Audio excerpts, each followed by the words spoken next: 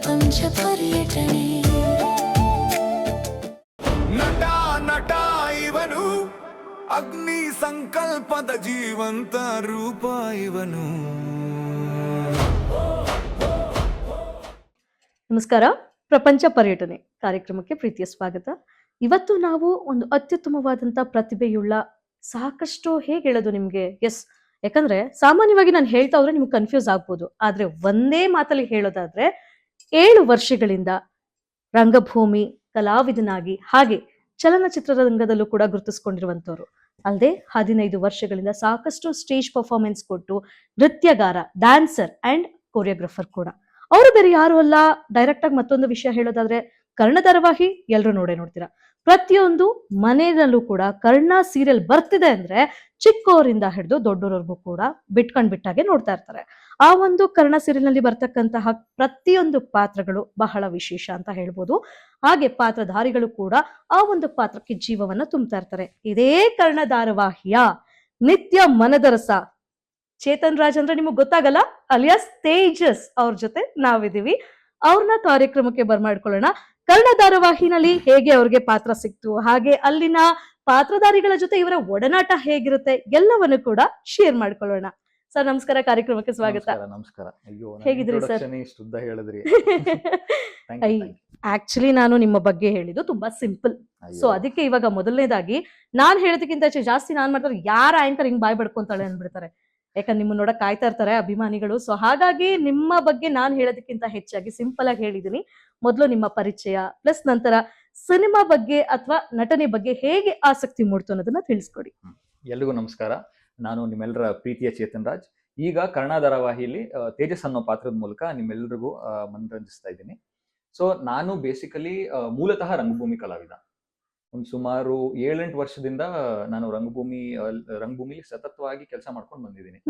So firstly ನಾನು 1 year diploma ಮುಗಿಸ್ಕೊಂಡು, actually IT ಕೆಲಸ ಮಾಡ್ಕೊಂಡು ಟೈಮ್ ಇದ್ದಾಗ ರಂಗಭೂಮಿಲಿ ಡಿಪ್ಲೊಮಾ ಮಾಡ್ಕೊಂಡು ವಿಜಯನಗರ ಬಿಂಬ ಅಂತ ನನ್ನ ರಂಗ ಶಿಕ್ಷಣ ಕೇಂದ್ರ ಇದೆ ವಿಜಯನಗರದಲ್ಲಿ. ಸೊ ಅಲ್ಲಿ 1 year ಡಿಪ್ಲೊಮಾ ಮುಗಿಸಿ ಅದಾದ್ಮೇಲೆ ರೆಗ್ಯುಲರ್ ಆಗಿ ಅಲ್ಲಿ ಆ ಸಂಸ್ಥೆಯಲ್ಲೇ ನಾಟಕಗಳು ಮಾಡ್ಕೊಂಡು, ನಂತರ ರೂಪಾಂತರ ಅಂತ ಇನ್ನೊಂದು ತಂಡ ಇದೆ KSTL ಚಂದ್ರು ಅವ್ರದ್ದು. ಅಲ್ಲೂ ಸತತವಾಗಿ ರಂಗಭೂಮಿಲಿ ನಾನು ತೊಡಗಿಸ್ಕೊಂಡು ಸುಮಾರು ನಾಟಕಗಳು ಮಾಡಿದೀವಿ, ಸುಮಾರು ಸ್ಟೇಜ್ ಶೋಗಳು ಮಾಡಿದೀವಿ. ಹೈದರಾಬಾದಲ್ಲಿ, ಮುಂಬೈಯಲ್ಲಿ, ತಮಿಳ್ನಾಡಲ್ಲಿ, ಮತ್ತೆ ಇಲ್ಲಿ ಬೆಂಗಳೂರಲ್ಲೂ ಸುಮಾರು ಶೋಗಳು ಮಾಡಿದೀವಿ. ಅದಾದ ನಂತರ ನಾನು ಕೆಲವೊಂದು ಆಡಿಷನ್ಸ್ಗಳು ಹಂಗೆ ಕೊಡ್ತಾ ಇದ್ದೆ, ಸೀರಿಯಲ್ಗಾಗ್ಲಿ, ಸಿನಿಮಾಗಳಿಗಾಗ್ಲಿ, ವೆಬ್ ಸೀರೀಸ್ಗಳಾಗ್ಲಿ. ಆಗ ವೆಬ್ ಸೀರೀಸ್ಗಳು ಅಷ್ಟೊಂದು ಇರ್ಲಿಲ್ಲ. ಸೊ ಬರೀ ಸೀರಿಯಲ್ ಸಿನಿಮಾಗಳಿಗೆ ಆಡಿಷನ್ಸ್ ಕೊಡ್ತಿದ್ದು. ಸೊ ಕೊಡ್ತಾ ಏನಾಯ್ತು, ನನ್ನ ಜರ್ನಿ ಸ್ಟಾರ್ಟ್ ಆಗಿದ್ದು ಸೀರಿಯಲ್ ಇಂದ. ಉದಯ ಟಿವಿ, ನಮ್ಮ ಬಿ ಸುರೇಶ್ ಅವರ ಸಂಸ್ಥೆಯಿಂದ ನನ್ನ ಜರ್ನಿ ಶುರುವಾಗಿದ್ದು. ಕ್ಷಮ ಅಂತ ಒಂದು ಧಾರಾವಾಹಿ ಮಾಡಿದ್ವಿ. ಆಗ 1.5 ವರ್ಷ ಮಾಡಿದ್ವಿ. ಅದಾದ ನಂತರ ಇಂತಿ ನಿಮ್ಮ ಆಶಾ ಅಂತ ಒಂದು ಸ್ಟಾರ್ ಸುವರ್ಣ ಅಲ್ಲಿ ಒಂದು ಕ್ಯಾರೆಕ್ಟರ್ ಮಾಡಿದ್ದೆ. ಅದಾದ್ಮೇಲೆ ಸ್ವಲ್ಪ ಬ್ರೇಕ್ ತಗೊಂಡಿದ್ದೆ, ಈ ಟೆಲಿವಿಷನ್ ಇಂದ ಸ್ವಲ್ಪ ಬ್ರೇಕ್ ತಗೊಂಡಿದ್ದೆ. ಯಾಕಂದ್ರೆ ನನಗೆ ಸಿನಿಮಾ ಕೆಲಸಗಳಲ್ಲಿ ನಾನು ತೊಡಗಿಸ್ಕೋಬೇಕು, ಅಲ್ಲಿಂದ ಏನಾದ್ರು ಕಲಿಬೇಕು ಅನ್ನೋ ಒಂದು ಕುತೂಹಲ ಇತ್ತು ನನಗೆ. ಸೊ ಹಾಗಾಗಿ ನನ್ನ ಜರ್ನಿ ಸಿನಿಮಾದಲ್ಲಿ ಆ ರೀತಿ ಶುರು ಆಯ್ತು. ಅದಾದ್ಮೇಲೆ ಅಗೇನ್ ಟೆಲಿವಿಷನ್ ವಾಪಸ್ ಬರೋಣ ಅಂತ ನನಗೆ ಗೊತ್ತಿರೋ ಕಾಂಟ್ಯಾಕ್ಟ್ಸ್ಗೆಲ್ಲ ಹೇಳಿದ್ದೆ, ಈ ತರ ವಾಪಸ್ ಬರಬೇಕು ಅಂತಿದ್ದೀನಿ, ಒಳ್ಳೆ ಕ್ಯಾರೆಕ್ಟರ್ ಯಾವ್ದಾದ್ರೆ ಹೇಳಿ ಅಂತ. ನಾನು ಫಸ್ಟ್ ಕ್ಷಮಾ ಧಾರಾವಾಹಿಲಿ ನನ್ನ ಅಸೋಸಿಯೇಟ್ ಆಗಿ ಯಾರು ಕೆಲಸ ಮಾಡಿದ್ರು ಅವ್ರು ತಿರ್ಗಾ ನನಗೆ ಕಾಲ್ ಮಾಡಿದ್ರು, ಯಾವುದೋ ಬೇರೆ ವಿಷಯವಾಗಿ ನನ್ನ ಜೊತೆ ಮಾತಾಡೋದಕ್ಕೆ ಕಾಲ್ ಮಾಡಿದಾಗ, ಈ ತರ ಕರ್ಣ ಅನ್ನೋ ಒಂದು ಧಾರಾವಾಹಿ ಮಾಡ್ತಾ ಇದ್ದೀನಿ, ಅದರಲ್ಲಿ ಒಂದು ಪಾತ್ರ ಇದೆ ಮಾಡಿ ಅಂತ. ನನಗೆ ಆಕ್ಚುಲಿ 1.5 ತಿಂಗಳು ಶುರುವಾಗಕ್ಕಿಂತ 1.5 ತಿಂಗಳು ಮುಂಚೆನೆ ನನಗೆ ಫೋನ್ ಮಾಡಿದ್ರು. ನಾ ಅದು ಟ್ರೈಲರ್ ಎಲ್ಲ ನೋಡಿದ್ವಿ, ನಿಮ್ಗೆ ಗೊತ್ತು, ಪ್ರೋಮೋ ಎಲ್ಲ ಬಂದಿತ್ತು, ಕಿರಣ್ ರಾಜ್ ಅವ್ರದ್ದು ತುಂಬಾ ಹೆಸರು ಮಾಡಿತ್ತು ಅದು. ಸೊ ನಾನು ಅವಾಗ ಯೋಚನೆ ಮಾಡ್ತಿದ್ದೆ, ಇಲ್ಲ ಸದ್ಯಕ್ಕೆ ಬೇಡ ಅಂತಾನೆ ದೂರ ಇಟ್ಟಿದ್ದೆ ಅದನ್ನ. ಅದಾದ್ಮೇಲೆ ತಿರ್ಗಾ ಫೋನ್ ಮಾಡಿದಾಗ ಹೇಳಿ ಯಾವ್ದಾದ್ರು ಇದ್ರೆ ಮಾಡ್ತೀನಿ ಅಂದಾಗ, ಸರಿ ಹೇಳ್ತೀನಿ ಅನ್ಬಿಟ್ಟು ಕಟ್ ಮಾಡಿ ಒಂದು 5-10 ನಿಮಿಷ ಆದ್ಮೇಲೆ ಇಮಿಡಿಯೇಟ್ ಆಗಿ ನನಗೆ ಫೋನ್ ಮಾಡಿದ್ರು. ಸರಿ, ಈ ತರ ನಮ್ರತಾ ಗೌಡ ಅವ್ರದ್ದು ಪೇರ್ ಕ್ಯಾರೆಕ್ಟರ್ ಇದೆ, ನೀವೇ ಮಾಡ್ಬೇಕು ಅಂತ. ಸರಿ ಆಯ್ತು ಅಂತ ಒಪ್ಕೊಂಡಿದ ತಕ್ಷಣ ನನಗೆ ಚಾನೆಲ್ ಅವ್ರ ಕಡೆಯಿಂದ ಎಲ್ಲ ಒಪ್ಪಂದ ಬಂತು. ಬಂದಾದ್ಮೇಲೆ ನಂದೊಂದು ಕ್ಲಿಪ್ ಕಳಿಸ್ಬೇಕಾಗಿತ್ತು. ಕಳ್ಸಿದ ತಕ್ಷಣ ನೀವು ನಂಬಲ್ಲ, ಇವತ್ತು ರಾತ್ರಿ ಆ ಕ್ಲಿಪ್ ಮಾಡಿ ಕಳಿಸಿ ನೆಕ್ಸ್ಟ್ ದಿನ ಬೆಳಿಗ್ಗೆ ಶೂಟಿಂಗ್ ಹೋಗಿದ್ದೀನಿ ನಾನು. ಮೈ ಗಾಡ್, ಇವತ್ತು ರಾತ್ರಿ ಆ ಕ್ಲಿಪ್ ಕಳಿಸಿದ ನೆಕ್ಸ್ಟ್ ಮಾರ್ನಿಂಗ್. ಓಕೆ, ರಾತ್ರಿ ಕ್ಲಿಪ್ ಕಳ್ಸಿದಿರಾ, ಬೆಳಗ್ಗೆ ಶೂಟಿಂಗ್ ಹೋಗಿದ್ದೀರಾ? ಹೌದು. ತುಂಬಾ ನಟರಿದ್ದಾರೆ, ಹೆಸರು ಮಾಡಿರುವಂತ ನಟರು. ಮೊದಲನೇ ಬಾರಿಗೆ ನಿತ್ಯ ಅಂದ್ರೆ ನಮ್ರತಾ ಗೌಡ ಅವ್ರ ಜೊತೆ ತೆರೆ ಹಂಚ್ಕೊಳ್ವಾಗ ಹೇಗ್ ಅನ್ನಿಸ್ತಿತ್ತು ನಿಮ್ಗೆ? ನನಗೆ ಆಕ್ಚುಲಿ ಅವ್ರು ಹೇಳಾದ್ಮೇಲೆ ನನಗೆ ಅವ್ರ ಜೊತೆ ಮಾತಾಡುವಾಗ ಗೊತ್ತಾಯ್ತು, ಈ ತರ ಇವ್ರು ಈ ಪಾತ್ರ ಮಾಡ್ತಾ ಇದಾರೆ, ಆ ಪಾತ್ರ ಮಾಡ್ತಾ ಇದಾರೆ ಅಂತ. ನನಗೆ ಕಿರಣ್ ರಾಜ್ ಅವ್ರದ್ದು, ಭವ್ಯ ಗೌಡ ಅವ್ರದ್ದು ಮತ್ತೆ ನಮ್ರತಾ ಗೌಡ ಅವ್ರದ್ದು ಅಷ್ಟೇ ಗೊತ್ತಿದ್ದು. ಮಿಕ್ಕಿದ ಆರ್ಟಿಸ್ಟ್ ಗಳದು ಯಾರ್ದು ಈ ಪಾತ್ರ ಮಾಡ್ತಾ ಇದಾರೆ, ಆ ಪಾತ್ರ ಮಾಡ್ತಾ ಇದಾರೆ ಅಂತ ನನಗೆ ಐಡಿಯಾನು ಇರ್ಲಿಲ್ಲ. ಅದೇ ಫಸ್ಟ್ ಡೇ ಶೂಟ್ ಇದ್ದಿದ್ದು ನಾನು ನಮ್ರತಾ ಗೌಡ ಅವ್ರ ಜೊತೆ, ಹಾ. ನನ್ನ ಇಂಟ್ರೊಡಕ್ಷನ್ ಸೀನ್. ಓಕೆ. ನಮ್ರತಾ ಅವ್ರ ಜೊತೆ ನನ್ನ ಇಂಟ್ರೊಡಕ್ಷನ್ ಸೀನ್. ಹಾ. ನನಗೆ ಗೊತ್ತಿರಲಿಲ್ಲ. ಅವಾಗ ಯೋಚನೆ ಮಾಡ್ಕೊಂಡಿದ್ದೆ, ಓಕೆ ಇವ್ರು ಇಷ್ಟು ದೊಡ್ಡ ಹೆಸರು ಮಾಡಿರೋರ್ ಜೊತೆ ನಾನು ಆಕ್ಟ್ ಮಾಡಕ್ ಹೋಗ್ತಾ ಇದೀನಿ, ನನ್ನ ಪ್ರಿಪರೇಷನ್ಸ್ ಇರ್ಬೇಕು ಅಂತ. ಸರಿ ಆಯ್ತು ಅಂತ ಆ ಮೈಂಡ್ ಸೆಟ್ ಅಲ್ಲಿ ಹೋಗಿದ್ದು.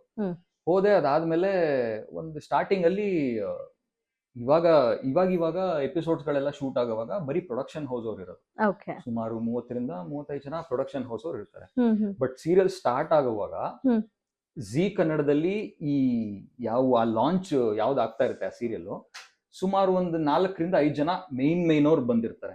ಸೊ ಅವ್ರ ಮುಂದೆಲ್ಲ ನಾವ್ ಆಕ್ಟ್ ಮಾಡ್ಬೇಕಾಗುತ್ತೆ. ಸೊ ಅದೊಂದು ಭಯ ಅನ್ನೋದಕ್ಕಿಂತ ನನಗೆ ಕಾನ್ಫಿಡೆನ್ಸ್ ಅಂತೂ ಕಳ್ಕೊಂಡಿರ್ಲಿಲ್ಲ. ಹೋಗಿದ್ದೆ, ಆಯ್ತು ಆಗಿದ್ದಾಗ್ಲಿ ಅಂತ ನಾನು ಹೆಂಗಿದ್ರು ಪ್ರಿಪೇರ್ ಆಗಿದ್ದೆ. ನಾನು ಹೋಗಿದ ತಕ್ಷಣ ಏನ್ ಮಾಡ್ತೀನಿ, ಫಸ್ಟ್ ಡೈಲಾಗ್ ಶೀಟ್ ಮತ್ತೆ ಸೀನ್ಸ್ ಏನಿರುತ್ತೆ ಅದನ್ನ ಈಸ್ಕೊಂಡ್ಬಿಡ್ತೀನಿ. ಏನಿಲ್ಲ, ಒಂದ್ ಅರ್ಧ ಗಂಟೆ 1-3/4 ಗಂಟೆ ಕುತ್ಕೊಂಡು ಅದನ್ನ ನೋಡ್ಬಿಟ್ರೆ ನನಗೆ ನನ್ ಕಾನ್ಫಿಡೆನ್ಸ್ ಬರುತ್ತೆ. ಸೊ ಹಾಗಾಗಿ ನಾನು ಪರ್ಫಾರ್ಮ್ ಮಾಡಿದ್ದು ತುಂಬಾ ಚೆನ್ನಾಗ್ ಅನ್ಸ್ತು. ಅವತ್ತು ಫಸ್ಟ್ ಡೇ ಶೂಟೇ ಒಂಥರ ಓಕೆ, ಒಳ್ಳೆ ಪ್ರಾಜೆಕ್ಟೇ ಸಿಕ್ಕಿದೆ ನನಗೆ, ಇದು ನನಗೆ ಒಳ್ಳೆ ಹೆಸರು ತಂದ್ಕೊಡುತ್ತೆ ಅನ್ನೋ ಒಂದು ಫೀಲಿಂಗ್ ಕೊಡ್ತು. ಆ ಭಾವನೆಯಲ್ಲಿ ನಾನು ಮುಂದುವರೆದೆ. ಓಕೆ. ನಮ್ರತಾ ಗೌಡ ಆಗ್ಲಿಂದ ತುಂಬಾ ಹೆಸರು ಮಾಡಿರೋ ಅಂತ ನಟಿ. ಅವ್ರ ಜೊತೆ ಸ್ಟಾರ್ಟಿಂಗ್ ನೀವು ತೆರೆ ಹಂಚ್ಕೊಳ್ಳುವಾಗ, ಆ ಒಂದು ಪಾತ್ರವನ್ನ ಮಾಡುವಾಗ ಅವರ ಒಂದು ಸಪೋರ್ಟ್ ಹೇಗಿತ್ತು ನಿಮ್ಗೆ? ಅವರು ಕೋ ಆರ್ಟಿಸ್ಟ್ ಗಳಿಗಂತೂ ತುಂಬಾ ಸಪೋರ್ಟ್ ಕೊಡ್ತಾರೆ, ತುಂಬಾ ಸ್ಪೇಸ್ ಕೂಡ ಕೊಡ್ತಾರೆ. ಅಂಡ್ ಕೆಲವೊಂದ್ಸಲಿ ಅವ್ರಿಗೆ ಎದುರು ಬದ್ರು ನಿಂತ್ಕೊಂಡು ಆಕ್ಟ್ ಮಾಡುವಾಗ ಅವ್ರಿಗೆ ಗೊತ್ತಾಗುತ್ತಲ್ವಾ, ತುಂಬಾ ಚೆನ್ನಾಗಿ ಪರ್ಫಾರ್ಮ್ ಮಾಡಿದಾಗ. ಅಂದ್ರೆ ಎಲ್ಲ ಆರ್ಟಿಸ್ಟ್ ಗಳು ಆತರ ಮಾಡೋದಿಲ್ಲ. ಚೆನ್ನಾಗಿ ಮಾಡಿದಾಗ ಅಂತ ಸ್ಮೈಲ್ ಮಾಡ್ಬಿಟ್ಟು ಓಕೆ ಚೆನ್ನಾಗಿ ಮಾಡಿದ್ರಿ ಅಂತ ಹೇಳ್ತಾರೆ. ಬಟ್ ಇವರು ಹೇಳ್ತಾರೆ ತುಂಬಾ ಚೆನ್ನಾಗಿ ಬಂತು ಆ ಸೀನು. ಸ್ವಲ್ಪ ಡೈಲಾಗ್ಸು ಅಷ್ಟೇ ಗಿವ್ ಅಂಡ್ ಟೇಕ್ ಇರ್ಬೇಕಲ್ಲ, ಅವರಿಂದ ನಂಗೆ ತುಂಬಾ ಸಿಕ್ಕಿದೆ. ಸೊ ಆ ವಿಷಯದಲ್ಲಿ she is a very good co artist. ನಟ ಇವನು, ಅಗ್ನಿ ಸಂಕಲ್ಪದ ಜೀವಂತ ರೂಪ ಇವನು. ನಿತ್ಯ ಇಷ್ಟೆಲ್ಲ ಮಾಡಿದ್ರು ಕೂಡ ನಿತ್ಯಗೆ ನೀವು ಮೋಸ ಮಾಡಿದ ತಪ್ಪು ಅಲ್ವಾ? ಯಾಕಂದ್ರೆ ಇದು ನನ್ನ ಪ್ರಶ್ನೆ ಅಲ್ಲ, ಎಲ್ಲ ವೀಕ್ಷಕರ ಪ್ರಶ್ನೆ ಇದು.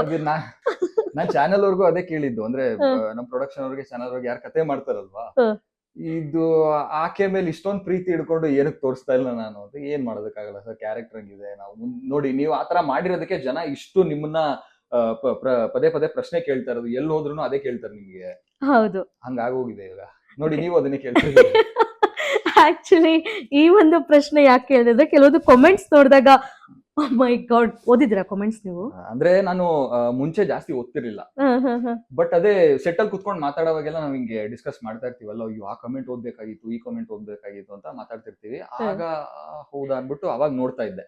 ನಾನು ಫುಲ್ ಇವಾಗ ಒಂದ್ 200 ಕಮೆಂಟ್ ಇದ್ರೆ ಮ್ಯಾಕ್ಸಿಮಮ್ ಒಂದ್ 5-6 ನೋಡ್ತೀನಿ ಅಷ್ಟೇ, ಜಾಸ್ತಿ ನೋಡೋದಕ್ ಹೋಗೋದಿಲ್ಲ. ಬಟ್ ಅಲ್ಲೂ ಅಷ್ಟೇ ಕೆಲವರು ಇಲ್ಲ, ಆ ಪಾತ್ರ ಅವ್ರು ಚೆನ್ನಾಗಿ ಮಾಡ್ತಾ ಇದಾರೆ ಅಂತ ಹೇಳಿದ್ದು ಉಂಟು. ಅಂದ್ರೆ ಮುಂಚೆ ಆದ್ರೆ ಹೇಗಾಗ್ತಿತ್ತು, ತುಂಬಾ ಪರ್ಸನಲ್ ಆಗಿ ತಗೋತಿದ್ರು. ಈಗ ನನಗೆ ಇನ್ಸ್ಟಾಗ್ರಾಮ್ ಅಲ್ಲಿ ಮೆಸೇಜಸ್ ಎಲ್ಲ ಬರುತ್ತೆ, ಇನ್ಸ್ಟಾಗ್ರಾಮ್ ಅಲ್ಲಿ, ಫೇಸ್ಬುಕ್ ಅಲ್ಲೆಲ್ಲ ಮೆಸೇಜಸ್ ಎಲ್ಲ ಬರುತ್ತೆ. ನೀವು ಆ ಪಾತ್ರ ತುಂಬಾ ಚೆನ್ನಾಗಿ ಮಾಡ್ತಾ ಇದ್ದೀರಾ, ನಿಮ್ಗೆ ಇನ್ನ ದೊಡ್ಡ ದೊಡ್ಡ ಪಾತ್ರಗಳು ಸಿಗ್ಲಿ ಅಂತ ಎಲ್ಲ ವಿಶಸ್ ಕಳಿಸ್ತಾರೆ. ನಾನ್ ಅನ್ಕೊಂಡಿದ್ದು ಎಲ್ರು ನನಗ್ ಬೈತಾರೆ ಅಂತ. ಬಟ್ ಈ ತರ ನಮ್ಗೆ ಹುಮ್ಮಸ್ ಕೊಟ್ಟಾಗ, ಒಂದು ಎಂಕರೇಜ್ಮೆಂಟ್ ಕೊಟ್ಟಾಗ ಇನ್ನ ಚೆನ್ನಾಗಿ ಮಾಡ್ಬೋದಲ್ಲ ಅಂತ ಒಂದು ಭಾವನೆ ಬರುತ್ತೆ. ಓಕೆ. ಚೇತನ್ ರಾಜ್ ಅವರು ರಂಗಭೂಮಿ ಕಲಾವಿದರು, ಹಾಗೆ ನೃತ್ಯ ಸಂಯೋಜಕರು, ಒಳ್ಳೆ ಡ್ಯಾನ್ಸರ್ ಕೂಡ ಹೌದು. ಇಲ್ಲಿ ಒಂದು ಪ್ರಶ್ನೆ ನಾನು ಕೇಳಲೇಬೇಕಾಗುತ್ತೆ, ರಂಗಭೂಮಿಗೂ ಚಿತ್ರರಂಗಕ್ಕೂ ಇರ್ತಕ್ಕಂತಹ ವ್ಯತ್ಯಾಸ ನಿಮ್ಮ ಪ್ರಕಾರ? ಭಾವನೆಗಳಂತ ಬಂದಾಗ ವ್ಯತ್ಯಾಸ ಏನೂ ಇಲ್ಲ. ಬಟ್ ನಮ್ಮ ಭಾವನೆಗಳನ್ನ ವ್ಯಕ್ತಪಡಿಸೋ ರೀತಿ ಇರುತ್ತಲ್ಲ, ಅದರಲ್ಲಿ ರೆಸ್ಟ್ರಿಕ್ಷನ್ಸ್ ಇರುತ್ತೆ ಅಷ್ಟೇ. ನಾವು ಸ್ಟೇಜ್ ಮೇಲೆ ನಿಂತ್ಕೊಂಡಾಗ ನಾವು ಅಭಿನಯ ಮಾಡೋದು ಆಂಗಿಕ, ವಾಚಿಕ, ಸಾತ್ವಿಕ 3 ಅಲ್ಲಿ ಲಾಸ್ಟ್ ಅಲ್ಲಿ ಕೂತಿರೋರ್ಗು ಕಾಣಿಸ್ಬೇಕು, ಕೇಳಿಸ್ಬೇಕು. ಬಟ್ ಇಲ್ಲಿ ನಮ್ಗೆ ಕಾಂಪ್ಯಾಕ್ಟ್ ಆಗಿರುತ್ತೆ. ಸೊ ನಾವು ಆ ಭಾವನೆಗಳನ್ನ ರೆಸ್ಟ್ರಿಕ್ಟ್ ಮಾಡೋದ್ ಕಲಿಬೇಕು ಅಷ್ಟೇ, ಏನು ವ್ಯತ್ಯಾಸ ಇಲ್ಲ. ನಮ್ಮ ರಂಗಭೂಮಿ ಅಂತ ಬಂದಾಗ ಅಲ್ಲಿರ್ತಕ್ಕಂಥ ಡೈಲಾಗ್ಸ್ ಡೆಲಿವರಿ ಆಗಿರ್ಬೋದು, ಹಾವಭಾವಗಳಾಗಿರ್ಬೋದು, ಆ ಪಾತ್ರಕ್ಕೆ ತುಂಬತಕ್ಕಂಥ ಜೀವಗಳಾಗಿರ್ಬೋದು, ರಂಗಭೂಮಿ ಅಂದ್ರೇನೆ ಒಂದು ಫೀಲಿಂಗ್ ಅಂತ ಹೇಳ್ತಾರೆ ಅಲ್ವಾ? ನಮ್ಮ ರಂಗಭೂಮಿನಲ್ಲಿ ತಗೊಳ್ಳುವಂತ ಡೈಲಾಗ್ಸ್ ಬಗ್ಗೆ ಹೇಳೋದಾದ್ರೆ ಯಾವ ತರ ಹೇಳ್ತಾರೆ? ಈ ಡೈಲಾಗು ನಾವು ಕಿರುತೆರೆಯಲ್ಲಿ ತಗೊಳ್ಳುವಂಥದ್ದು, ಧಾರಾವಾಹಿಗಳಲ್ಲಿ, ಸಿನಿಮಾಗಳನ್ನ ತಗೊಳ್ಳುವಂಥದ್ದು ಹೇಗೆ ಡಿಫ್ರೆನ್ಸ್ ಅನ್ಸುತ್ತೆ? ರಂಗಭೂಮಿಯಿಂದ ಬಂದಿದ್ದೀನಿ, ಈ ಪದ ನನ್ಗೇನು ಕಷ್ಟ ಆಗಲ್ಲ, ಈ ಒಂದು ಲೈನ್ಸ್ ಸೆಂಟೆನ್ಸ್ ಪೂರ್ತಿಯಾಗಿ ಹೇಳ್ಬೋದು, ಹೇಗೆ ಅದ್ರ ಬಗ್ಗೆ? ನಾನು ಉದಾಹರಣೆ ತಗೊಳ್ಳೋದಕ್ಕೆ ಇಷ್ಟಪಡ್ತೀನಿ. ಫಸ್ಟ್ ಸೀರಿಯಲ್ ಮಾಡ್ಬೇಕಂದ್ರೆ ನಮ್ಮ ಭಾರತೀಶ್ ಅಂತ ಒಬ್ಬರು ಡೈರೆಕ್ಟರ್, ಅಲ್ಲಿ ನಾನು ರಂಗಭೂಮಿ ಮುಗಿಸಿ ನನ್ನ ಫಸ್ಟ್ ಸೀರಿಯಲ್ ಅಲ್ವಾ, ನನಗೆ ಆ ರೆಸ್ಟ್ರಿಕ್ಷನ್ಸ್ ಬಗ್ಗೆ ಅಥವಾ ಆ ಕಾಂಪ್ಯಾಕ್ಟ್ ಅಲ್ಲಿ ಹೇಗೆ ನಾನು ರೆಸ್ಟ್ರಿಕ್ಟ್ ಮಾಡ್ಕೊಂಡು ಆಕ್ಟ್ ಮಾಡಬೇಕು ಅನ್ನೋದು ನನಗೆ ಅಷ್ಟೊಂದು ಐಡಿಯಾ ಇರಲಿಲ್ಲ. ಸೊ ನಾನೇನ್ ಮಾಡ್ತಾ ಇದ್ದೆ, ಈಗ ಕ್ಯಾಮ್ರಾ ಎದುರುಗಡೆ ಇದ್ದಾಗ ನಾವ್ ಅಷ್ಟೊಂದು ಕಿರ್ಚಾಡೋ ಅವಶ್ಯಕತೆ ಇರೋದಿಲ್ಲ. ನಾವ್ ಅಲ್ಲೆಲ್ಲೋ ದೂರದಿಂದ ಆ ವೈಡ್ ಶಾಟ್ ಇದ್ರೆ ಕಿರ್ಚಾಡಿ ಹತ್ರ ಬರೋವರೆಗೂ ಕಿರ್ಚಾಡಿದ್ರೆ ಓಕೆ. ಬಟ್ ನಾವ್ ಹತ್ರದಲ್ಲೇ ಇದ್ದಾಗ ನಾವು ಕಿರ್ಚಾಡಿ ತಲೆಯೆಲ್ಲ ತೂಗ್ಸಿ ಹಿಂಗೆ ನಮ್ ಹಾವಭಾವಗಳೆಲ್ಲ ಜಾಸ್ತಿ ಮಾಡಿದ್ರೆ ಅದು ವೀಕ್ಷಕರಿಗೆ ಸ್ವಲ್ಪ ಕನೆಕ್ಟ್ ಆಗೋದಿಲ್ಲ. ಸೊ ಅದು ಒಂದು ಡಿಫ್ರೆನ್ಸ್ ಅನ್ಸುತ್ತೆ. ಡೈಲಾಗ್ ಡೆಲಿವರಿ ಕೂಡ ಇವಾಗ ನಾನು ಜೋರಾಗಿ ಮಾತಾಡೋ ಅವಶ್ಯಕತೆ ಇಲ್ಲ, ನನಗೆ ಕ್ಲೋಸ್ ಅಪ್ ಇಟ್ಟಾಗ ನನಗೆ ಜೋರಾಗಿ ಮಾತಾಡೋ ಅವಶ್ಯಕತೆ ಇಲ್ಲ. ಅಂದ್ರೆ ಸೀನ್ಗೆ ಅಥವಾ ಕ್ಯಾರೆಕ್ಟರ್ಗೆ ನೆಸೆಸಿಟಿ ಇದ್ರೆ ಮಾತ್ರ ಮಾಡ್ಬೇಕು. ಬಟ್ ರಂಗಭೂಮಿಲಿ ಹಂಗಲ್ಲ, ನಾವು ಜೋರಾಗಿ ಮಾತಾಡ್ಲೇಬೇಕಾಗುತ್ತೆ. ನನ್ನ ಪಕ್ಕದಲ್ಲಿ ಒಂದು ಕ್ಯಾರೆಕ್ಟರ್ ನಿಂತ್ಕೊಂಡು ಮಾತಾಡ್ತಾ ಇದ್ರು ಹೇಳಿ ಅನ್ನೋಕ್ಕಾಗಲ್ಲ. ಹೇಳಿ ಅಂತ ಕಿರ್ಚ್ಕೊಂಡೇ ಹೇಳ್ಬೇಕು ನಾನು. ಏನಕ್ಕಂದ್ರೆ ಲಾಸ್ಟ್ ಅಲ್ಲಿ ಕೂತಿರೋರು ಕೇಳಿಸ್ಬೇಕು, ಮುಂದೆ ಕೂತಿರೋರು ಕೇಳಿಸ್ಬೇಕು, ಅದು ಒಂದು ಅಷ್ಟೇ. ಆದ್ರೆ ಎಷ್ಟೋ ಜನ ಹೇಳ್ತಾರೆ ರಂಗಭೂಮಿ ಕಲಾವಿದ ಅಥವಾ ರಂಗಭೂಮಿ ಕಲಾವಿದೆ ಇವಾಗ ಸಿನಿಮಾಗೆ ಹೋಗ್ಬಿಟ್ರು, ಧಾರಾವಾಹಿಗೆ ಹೋಗ್ಬಿಟ್ರು, ರಂಗಭೂಮಿ ಮೇಲೆ ಅವ್ರಿಗೆ ಆಸಕ್ತಿ ಇಲ್ಲ, ಗೌರವ ಇಲ್ಲ, ಪ್ರೀತಿ ಇಲ್ಲ ಅಂತ ಹೇಳ್ತಾರೆ. ಇದ್ರ ಬಗ್ಗೆ ಹೇಳೋದಾದ್ರೆ ಆಸ್ ಯೋ ರಂಗಭೂಮಿ ಕಲಾವಿದ ಏನ್ ಹೇಳ್ತೀರಾ? ಇಲ್ಲ, ಆಸಕ್ತಿ ಇಲ್ಲ ಅನ್ನೋದು ಐ ಥಿಂಕ್ ಅದು ಸರಿಯಲ್ಲ. ಆತರ ಹೇಳ್ಬಾರ್ದು ಅನ್ಕೊಂತೀನಿ. ಏನಕ್ಕಂದ್ರೆ ಇವಾಗ ನನ್ನನ್ನೇ ಉದಾಹರಣೆಯಾಗಿ ತಗೋಬಹುದು. ರಂಗಭೂಮಿಗೆ ನಾನು ಸ್ಟೇಜ್ ಶೋ ಮಾಡಿ ಸುಮಾರು 3 ವರ್ಷ ಆಯ್ತು ಅನ್ಸುತ್ತೆ. ಯಾಕಂದ್ರೆ ನಾವು ಈ ಕಡೆ ಸಿನಿಮಾ ಕಡೆ ಸೀರಿಯಲ್ ಕಡೆ ಬಂದಾಗ ಶೆಡ್ಯೂಲ್ಗಳು ಸ್ವಲ್ಪ ಜಾಸ್ತಿ ಆಗ್ಬಿಡುತ್ತೆ ನಮ್ದು. ಇವಾಗ ಇಮಿಡಿಯೇಟ್ ಆಗಿ ನಾಳೆ ಬೆಳಿಗ್ಗೆನೆ ಶೂಟಿಗೆ ಹೋಗ್ಬೇಕು, ಆಮೇಲೆ ಸಡನ್ ಆಗಿ ಪ್ಲಾನಿಂಗ್ ಮಾಡ್ಬೇಕಾಗುತ್ತೆ. ನಾನು ಟೆಕ್ನಿಷಿಯನ್ ಆಗಿ ಕೂಡ ಕೆಲಸ ಮಾಡಿದೀನಿ. ಸೊ ಹಾಗಾಗಿ ನನಗೆ ಗೊತ್ತು. ಆರ್ಟಿಸ್ಟ್ ಗಳದು ಹಾಗೆ ಆಗುತ್ತೆ, ಸಡನ್ ಆಗಿ ಶೂಟ್ ಇರುತ್ತೆ, ಅಲ್ಲಿಗೆ ಹೋಗೋದಕ್ಕಾಗಲ್ಲ, ಟೈಮ್ ಕೊಡೋದಕ್ಕಾಗಲ್ಲ. ಬಟ್ ರಂಗಭೂಮಿ ಅಂತ ಬಂದಾಗ ಇವಾಗ ಫಾರ್ ಎಕ್ಸಾಂಪಲ್ ಒಂದ್ ನಾಟಕ ತಗೋತೀವಂದ್ರೆ ಕಡಿಮೆ ಇಲ್ಲ ಅಂದ್ರೂ ಒಂದ್ 15ರಿಂದ 20 ಜನ ಆರ್ಟಿಸ್ಟ್ ಗಳು ಇರ್ತೀವಿ ಅನ್ಕೊಳ್ಳಿ ಒಂದು ನಾಟಕದಲ್ಲಿ. ನಾವು 1 ತಿಂಗಳು ಮಿನಿಮಮ್ ರಿಹರ್ಸಲ್ಸ್ ಮಾಡೇ ಮಾಡ್ತೀವಿ. 1 ತಿಂಗಳು ಆಗಿಲ್ಲ ಅಂದ್ರೂ ಅಟ್ಲೀಸ್ಟ್ ಒಂದ್ 15ರಿಂದ 20 ದಿನ ಅಂತೂ ರಿಹರ್ಸಲ್ಸ್ ಮಾಡೇ ಮಾಡ್ತೀವಿ. ಆ ರಿಹರ್ಸಲ್ಸ್ ಅಲ್ಲಿ ಏನಾಗುತ್ತೆ, ಇವಾಗ ನಾನೊಂದ್ ಕ್ಯಾರೆಕ್ಟರ್ ಮಾಡ್ತಾ ಇದೀನಿ, ನೀವೊಂದ್ ಕ್ಯಾರೆಕ್ಟರ್ ಮಾಡ್ತಾ ಇದೀರಾ ಅಂದ್ರೆ ಆ ಸೀನಲ್ಲಿ ಇಬ್ರೇ ಇದ್ರೂನು ಸುತ್ತ 15 ಜನ 20 ಜನ ಏನ್ ಆರ್ಟಿಸ್ಟ್ ಗಳು ಇರ್ತಾರೆ ಅವ್ರು ಇದ್ರೇನೆ ಒಳ್ಳೇದು. ಏನಕ್ಕಂದ್ರೆ ನಮ್ಮಿಬ್ರ ಪಾತ್ರ ಆ ಕಥೆಗೆ ಯಾವ ರೀತಿ ಅಫೆಕ್ಟ್ ಆಗುತ್ತೆ ಅನ್ನೋದು ಅವ್ರು ತಿಳ್ಕೊಂಡ್ರೆ ಮಾತ್ರ ಇನ್ನ ಚೆನ್ನಾಗಿ ಪರ್ಫಾರ್ಮ್ ಮಾಡೋದಕ್ ಆಗೋದು. ಸೊ ಇವಾಗ ನಾವಿಬ್ರು ಪ್ರಾಕ್ಟೀಸ್ ಮಾಡ್ತಾ ಇರೋವಾಗ ಅವ್ರಿಗೆ ಶೂಟಿಂಗ್ ಇರುತ್ತೆ, ಅವ್ರು ಬರೋದಕ್ಕಾಗಲ್ಲ, ಅದು ಇದು ಅಂತ ಹೇಳೋದಕ್ ಆಗೋದಿಲ್ಲ. ಸೊ ಟೈಮ್ ಕೊಡ್ಬೇಕಾಗುತ್ತೆ, ಪ್ರತಿಯೊಬ್ರು ಆರ್ಟಿಸ್ಟು ಟೈಮ್ ಕೊಡ್ಬೇಕಾಗುತ್ತೆ. ಇವಾಗ 20 days 30 days ರಿಹರ್ಸಲ್ಸ್ ಅಂದ್ರೇನು ಎಲ್ಲ ಆರ್ಟಿಸ್ಟು 20 ದಿನ 30 ದಿನ ಅಲ್ಲಿಗೆ ಹೋಗ್ಬೇಕಾಗುತ್ತೆ. ಹಾಗಾಗಿ ನಾವೇನ್ ಮಾಡ್ತೀವಿ, ಅಲ್ಲಿಗೆ ಟೈಮ್ ಕೊಡೋದಕ್ಕಾಗೋದಿಲ್ವಲ್ಲ ಅನ್ನೋ ಒಂದು ಬೇಜಾರಲ್ಲಿ ನಾವು ಹೋಗೋದಿಲ್ಲ ಅಷ್ಟೇ. ಅಂದ್ರೆ ನನ್ನ ಪ್ರಕಾರ ಮತ್ತೆ ಕೆಲವೊಂದು ಫ್ರೆಂಡ್ಸ್ಗಳು, ನನ್ನ ರಂಗಭೂಮಿ ಫ್ರೆಂಡ್ಸ್ಗಳಿದಾರಲ್ಲ, ಸ್ನೇಹಿತರು, ಅವರು ರಂಗಭೂಮಿಯಿಂದ ಸೀರಿಯಲ್ ಬಂದಿರೋರು, ಸಿನಿಮಾಗೆ ಹೋಗಿರೋರು, ನಮ್ದೆಲ್ಲ ಇದೇ ಅಭಿಪ್ರಾಯ. ಅಲ್ಲಿಗೆ ಜಾಸ್ತಿ ಟೈಮ್ ಕೊಡಕ್ಕಾಗಿಲ್ಲ ಅಂದ್ರೆ ಬೇಜಾರಾಗುತ್ತೆ. ಅಲ್ಲಿಗೆ ಹೋಗಿ ಒಂದು ಕಮಿಟ್ಮೆಂಟ್ ಕೊಟ್ಟು ನಮ್ಗೆ ಇವಾಗ ಇದು ಶೂಟಿಂಗ್ ಇರುತ್ತೆ, ನಾವು ರಿಹರ್ಸಲ್ಸ್ ಬರೋದಕ್ಕಾಗೋದಿಲ್ಲ ಅಂದಾಗ ನಮ್ಮಿಂದ ಒಂದು ತೊಂದರೆ ಉಂಟಾಗುತ್ತೆ. ಅದು ನಾನು ಅನುಭವಿಸಿದೀನಿ, ಅದನ್ನ ಮ್ಯಾನೇಜ್ ಮಾಡ್ಕೊಂಡು ಮಾಡಿದೀವಿ ನಾವು. ಬಟ್ ಅದು ಪ್ರೊಲಾಂಗ್ ಮಾಡೋದಕ್ಕೆ ಸ್ವಲ್ಪ ಕಷ್ಟ ಆಗುತ್ತೆ. ಸೊ ಅವಾಗ ಏನ್ ಮಾಡ್ತೀವಿ, ಓಕೆ ಸ್ವಲ್ಪ ಈ ಇದು ಸೀರಿಯಲ್ ಇಂದ ಮತ್ತೆ ಸಿನಿಮಾಗಳಿಂದ ಸ್ವಲ್ಪ ಬ್ರೇಕ್ ಸಿಕ್ಕಿದಾಗ ಅಲ್ಲಿ ಹೋಗಿ ಯಾವ್ದಾದ್ರು ಒಂದು ಶೋ ಮಾಡೋಣ ಅಂತ ಒಂದು ನಮ್ ಯಾವಾಗ್ಲೂ ಮನ್ಸಲ್ಲಿ ಇರುತ್ತೆ. ರಂಗಭೂಮಿನಲ್ಲಿ ಸಾಕಷ್ಟು ನಾಟಕಗಳನ್ನ ಮಾಡಿದಿರ ನೀವು ತುಂಬಾ ಇಷ್ಟಪಡುವಂತ ನಾಟಕ, ಅದ್ರ ವೈಖರಿ, ಯಾಕೆ ಆ ನಾಟಕನ ಇಷ್ಟಪಡ್ತೀರಾ? ರಂಗಭೂಮಿಯಲ್ಲಿ ನನಗೆ ತುಂಬಾ ಹತ್ರವಾಗಿರುವಂತ ನಾಟಕ 2 ಆಕ್ಚುಲಿ ನಾಟಕ ಹೇಳ್ಬೋದು. ಒಂದು ವಿಗಡ ವಿಕ್ರಮರಾಯ ಅಂತ ನನ್ನ ಮೊದಲನೇ ನಾಟಕ, ನನ್ನ ಜೀವನದಲ್ಲಿ ನಾನು ಮಾಡಿದ್ದಂತಹ ಮೊದಲನೇ ನಾಟಕ. ಅದರಲ್ಲಿ ರಣಧೀರ ಕಂಠೀರವ ಅಂತ ಪಾತ್ರ ಮಾಡಿದ್ದೆ. ಇನ್ನೊಂದು ರಾಮಧಾನ್ಯ ಅಂತ ಒಂದು ನಾಟಕ, ನಮ್ಮ KSDL ಚಂದ್ರು ಸರ್ ಅವರು ಮಾಡಿಸಿದ್ದು. ಅದರಲ್ಲಿ ಕನಕದಾಸನ್ ಪಾತ್ರ ಮಾಡಿದ್ದೆ. ಈ 2 ನಾಟಕಗಳು ನನಗೆ ತುಂಬಾ ಮನಸ್ಸಿಗೆ ಹತ್ತಿರ. ಯಾಕೆ? ಅದ್ ನನ್ನಲ್ಲಿ ಏನ್ ನೋಡಿದ್ರು ಗೊತ್ತಿಲ್ಲ, ಬಿಕಾಸ್ ನಾನು ದೇವ್ರನ್ನ ತುಂಬಾ ನಂಬ್ತೀನಿ. ಆ ಪಾತ್ರ ಏನಾಗುತ್ತಂದ್ರೆ ನಿಮ್ಗೆ ಗೊತ್ತು, ಕನಕನ ಕಿಂಡಿ, ನಮ್ಮ ಉಡುಪಿ ಕೃಷ್ಣ ಇದ್ರ ಬಗ್ಗೆ ಇತಿಹಾಸದ ಬಗ್ಗೆ ಗೊತ್ತು. ಸೊ ಅದು ಒಂದು ಸೇಮ್ ಪರ್ಫಾರ್ಮೆನ್ಸ್ಗೆ ನಾನು ಯಾವ ರೀತಿ ನನ್ನನ್ನು ನಾನು ತೊಡಗಿಸ್ಕೊಂಡೆ, ಅದು ಒಂಥರ ನನ್ನನ್ನ ಮಾನಸಿಕವಾಗಿ ಚೇಂಜ್ ಮಾಡ್ತು ಸ್ವಲ್ಪ. ಸೊ ಹಾಗಾಗಿ ನನಗೆ ಆ ನಾಟಕ ತುಂಬಾ ಅಂದ್ರೆ ತುಂಬಾ ಇಷ್ಟ ಇವತ್ತವರೆಗೂ. ಅದೇ ಹೇಳಿದ್ನಲ್ಲ, ಆ ಪಾತ್ರ ಇವಾಗ ಬೇರೆ ಯಾರೋ ಮಾಡ್ತಾ ಇದಾರೆ, ಆ ನಾಟಕ ಇನ್ನೂ ಮಾಡ್ತಾ ಇದಾರೆ. ಆ ನಾಟಕ ಇನ್ನೂ ರಿಪೀಟ್ ಶೋಸ್ ಮಾಡ್ತಾ ಇರ್ತೀವಿ. ಬಟ್ ನಾನು ಆ ಪಾತ್ರ ಮಾಡೋದಕ್ಕೆ ಆಗ್ತಿಲ್ಲ, ಬಿಕಾಸ್ ಅದೇ ಶೂಟಿಂಗು ಅದು ಇದು ಅಂತ ಬಿಸಿ ಇರೋದ್ರಿಂದ ಬೇಸರ ಹೊಂದಿದೆ. ಸೊ ಆ ಪಾತ್ರ ನಂಗೆ ತುಂಬಾ ಇಷ್ಟ. ನಟ ಇವನು, ಅಗ್ನಿ ಸಂಕಲ್ಪದ ಜೀವಂತ ರೂಪ ಇವನು. ನೀವು ಚಿಕ್ಕ ವಯಸ್ಸಿನಲ್ಲೂ ಕೂಡ ನಾನು ಡಾಕ್ಟರ್ ಆಗ್ಬೇಕು ಅಥವಾ ಲಾಯರ್ ಆಗ್ಬೇಕು, ಎಲ್ರಿಗೂ ಒಂದು ಆಸೆ ಇದ್ದೇ ಇರುತ್ತೆ. ಹೌದು. ನೀವು ನಟನಾಗಬೇಕು, ಒಂದು ಹೆಸರು ಮಾಡ್ಬೇಕು ಅಂತ ಯಾವಾಗಿಂದ ಶುರುವಾಯ್ತು ನಿಮ್ಗೆ? ಆಕ್ಚುಲಿ ನಮ್ ತಂದೆ ಪ್ರೊಡಕ್ಷನ್ ಮ್ಯಾನೇಜರ್ ಹ್ಮ್. ವಜ್ರೇಶ್ವರಿಲಿ. ಓ. ಚಿಕ್ಕ ವಯಸ್ಸಿಂದ ನಾವು ಅವ್ರ ಜೊತೆನೆ ಶೂಟಿಂಗ್ ಗಳಿಗೆ ಅಥವಾ ಒಂದು ಯೂನಿಟ್ ಆಫೀಸ್ ಇತ್ತು ಇದರಲ್ಲಿ ಸದಾಶಿವನಗರದಲ್ಲಿ, ನಮ್ಮ ಗೋವಿಂದರಾಜ್ ಅವ್ರದ್ದು ವೀನಸ್ ಎಂಟರ್ಪ್ರೈಸಸ್ ಅಂತ. ಆಲ್ಮೋಸ್ಟ್ ಸ್ಕೂಲ್ ಇಲ್ಲದೆ ಇದ್ದಾಗೆಲ್ಲ ನಾನು ಮತ್ತೆ ನನ್ನ ತಮ್ಮ ನಮ್ಮ ಟೈಮ್ ಎಲ್ಲ ಕಳೆದಿರೋದಲ್ಲೇ. ಓಕೆ. ಸೊ ಚಿಕ್ಕ ವಯಸ್ಸಿಂದ ಅದನ್ನ ನೋಡ್ಕೊಂಡು ಅದ್ರ ಮೇಲೆ ಏನೋ ಒಂದು ಆಸಕ್ತಿ. ಆಲ್ಮೋಸ್ಟ್ ನಾನು ಅಲ್ಲಿ ಒಂದು ಎಡಿಟಿಂಗ್ ರೂಮ್ ಕೂಡ ಇತ್ತು. ಆ ಎಡಿಟಿಂಗ್ ರೂಮ್ ಅಲ್ಲೇ ನಾನು ಟೈಮ್ ಸ್ಪೆಂಡ್ ಮಾಡ್ತಿದ್ದೆ. ಟೆಕ್ನಿಕಲ್ ಆಗು ತುಂಬಾ ಇಷ್ಟ ಅದ್ರ ಬಗ್ಗೆ ಕಲಿಯೋದಕ್ಕೆ. ಅಂದ್ರೆ ಈ ಎಂಟರ್ಟೈನ್ಮೆಂಟ್ ಮೇಲೆ ಅವಾಗೇ ನನಗೆ ಪ್ರೀತಿ ಹುಟ್ಕೊಂಡಿದ್ದು. ಓಕೆ, ಆಗ್ಲಿಂದ ನಿಮ್ಗೆ ಒಂದು ನಟನೆ ಮಾಡ್ಬೇಕು. ಅದಾದ ನಂತರ ನಾನು ಕೆಲವೊಂದು ಸ್ಟೇಜ್ ಶೋಸ್ ಎಲ್ಲ ಮಾಡೋದಕ್ಕೆ ಶುರು ಮಾಡಿದೆ. ನಮ್ಮ ಇವರು ವಸಂತ್ ಅಂತ ಈ ಸೀರಿಯಲ್ಗಳೆಲ್ಲ ಮಾಡ್ತಾರವ್ರು, Okay. ವಸಂತ್ ಸರ್ ಅಂತ, ಅವ್ರ ಹತ್ರ ನಾನು ಕಲ್ತಿದ್ದು ಡಾನ್ಸು. ಅದಾದ್ಮೇಲೆ ತಾರಕ್ ಜೇವಿಯರ್ ಅಂತ ಇನ್ನೊಬ್ರು ಇದ್ದಾರೆ. ಆಮೇಲೆ ಮಾಲು ಶ್ರೀನಿವಾಸ್ ಅಂತ ಒಬ್ರು ಕೊರಿಯೋಗ್ರಾಫರ್ ಇದ್ದಾರೆ. ಈ ಒಂದು ಸಂಸ್ಥೆನೂ ನಡೆಸ್ತಿದ್ದಾರೆ ಅವರು ಸದಾಶಿವನಗರದಲ್ಲಿ, ಆಕ್ಟಿಂಗ್ ಸಂಸ್ಥೆ. ಸೊ ಅವ್ರ ಹತ್ರ ಎಲ್ಲ ಕಲ್ತು ಅದಾದ್ಮೇಲೆ ಡಾನ್ಸಿಂಗ್ ಬಂದು ಡಾನ್ಸ್ ಮಾಡ್ತಾ ಮಾಡ್ತಾ ನಾನು ಕೆಲವೊಂದು ತಮಿಳ್ ತೆಲುಗು ರಿಯಾಲಿಟಿ ಶೋಸ್ ಎಲ್ಲ ಮಾಡಿದೆ ಓಕೆ. ಡಾನ್ಸರ್ ಆಗಿ. ಅದಾದ ನಂತರ ನನಗೆ ಆ ಕ್ಯಾಮ್ರಾದ ಒಲವು ಜಾಸ್ತಿ ಆಯ್ತು ರಿಯಾಲಿಟಿ ಶೋಸ್ ಎಲ್ಲ ಮಾಡುವಾಗ.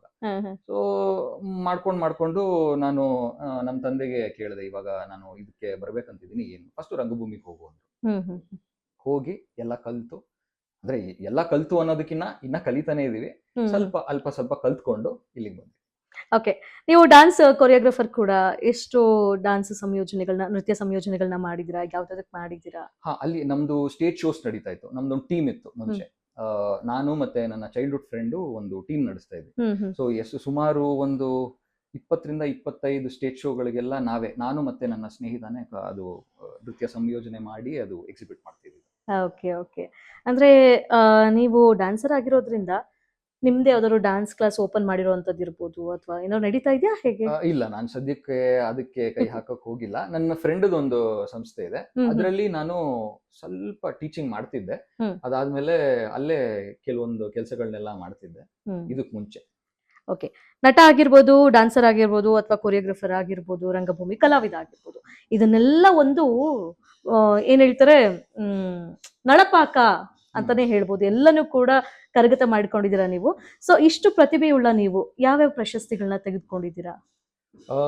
ಆಕ್ಚುಲಿ ನಮ್ಮ ಮಿನಿ ಮೂವೀಸ್ ಅಂತ ಮಾಡ್ತೀವಿ, ಶಾರ್ಟ್ ಮೂವಿ ಫಿಲಂ ಕಾಂಪಿಟೇಷನ್ಸ್, ಅದಕ್ಕೆ ಅಂತ ನನಗೆ ಪ್ರಗುನಿ ಫಿಲಂ ಫೆಸ್ಟಿವಲ್ ಅಲ್ಲಿ ಬೆಸ್ಟ್ ಆಕ್ಟರ್ ಅವಾರ್ಡ್ ಬಂದಿತ್ತು.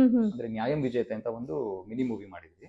ಅದು ಆಕ್ಚುಲಿ ಕೊರೋನಾ ಟೈಮ್ ಅಲ್ಲಿ ಸುಮ್ಮನೆ ನಾವು, ನಂದೊಂದು ಟೀಮ್ ಇತ್ತು, ಡೈರೆಕ್ಟರ್ ಆಗ್ಲಿ ಮತ್ತೆ ರೈಟರ್ ಆಗ್ಲಿ ಒಂದು ಟೀಮ್ ಮಾಡ್ಕೊಂಡಿದ್ವಿ.